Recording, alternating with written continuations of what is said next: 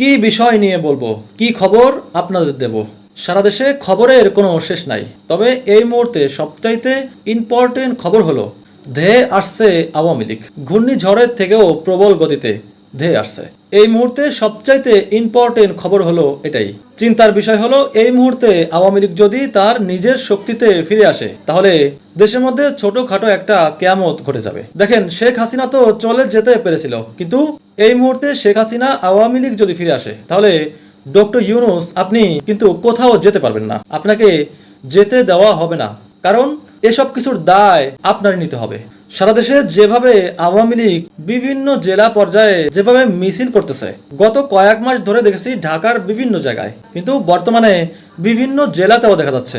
এবং অন্তর্বর্তী সরকার পুরোপুরিভাবে ব্যর্থ হয়েছে আওয়ামী লীগের এই মিছিল মিটিং ঠেকাতে। এবং বেশি চিন্তার বিষয় হলো আন্তর্জাতিক বড় বড় যত মিডিয়া আছে, তারাও আওয়ামী লীগের পক্ষে সংবাদ প্রচার করতেছে, শেখ হাসিনার সাক্ষাৎকার প্রকাশ করতেছে। তারা তুলে ধরতেছে যে আওয়ামী লীগের উপর নির্যাতন করা হচ্ছে, অযথাই তাদের হাজার হাজার নেতা কর্মীদের আটক করা হচ্ছে এবং রাজনৈতিক প্রতিহিংসার কারণে অনেককেই দুনিয়া থেকে বিদায় করে দেওয়া হচ্ছে।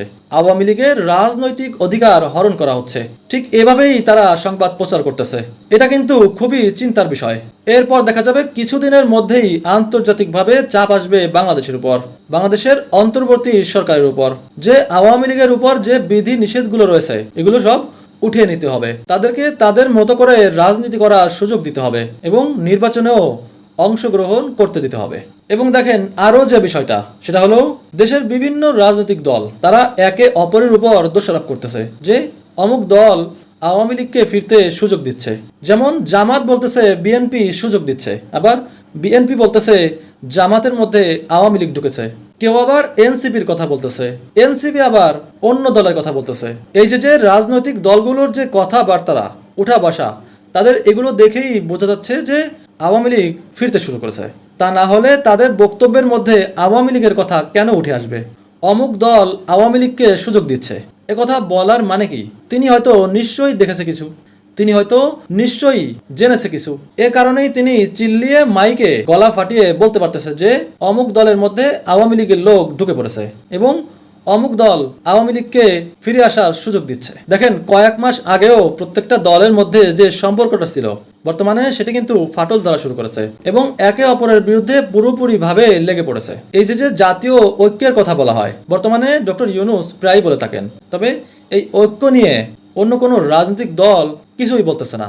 শুধুমাত্র ডক্টর ইউনূসকেই বলতে দেখা যায় যে এই ঐক্য ধরে রাখতেই হবে, এটা ধরে না রাখলে বড় কোনো অপশক্তি ঢুকে পড়বে, এমনটা তিনি প্রতিনিয়তই বলতেছে। কিন্তু কোনো রাজনৈতিক দল তার এই কথা কানে নিচ্ছে না। দেখেন, গতকাল দেখলাম এনসিপির এক নেতা বলতেছে, নাসির উদ্দিন পাটোয়ারি, তিনি বলতেছে যে গণভোট করতে যে খরচ হবে, যে টাকা ব্যয় হবে রাষ্ট্রের, এই টাকা তো বিএনপির একজন নেতা এই কয়েক মাসেই ইনকাম করেছে। এরপর তিনি বলেছেন যুবদলের নয়ন যে টাকা চাঁদাবাজি করেছে, সেই টাকা দিয়েই গণভোটের আয়োজন করা যাবে। এরপর তার এই কথা শুনে যুবদলের নয়ন পাল্টা জবাব দিয়েছে।